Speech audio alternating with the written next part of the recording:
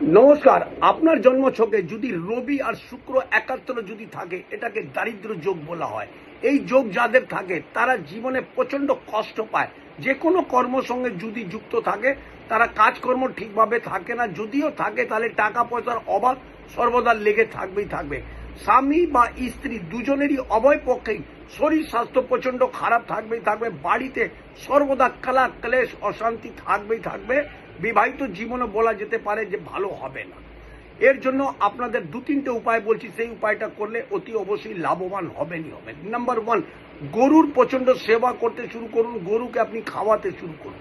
2 নম্বর হলো যে ওয়াইফ বা হাজব্যান্ড দুজনের মধ্যে যে কোনো একজন গুড় বা গুড় যাবতীয় তৈরি করা যে কোনো জিনিস হোক না কেন, সে একজন সারা জীবন খাবেন না।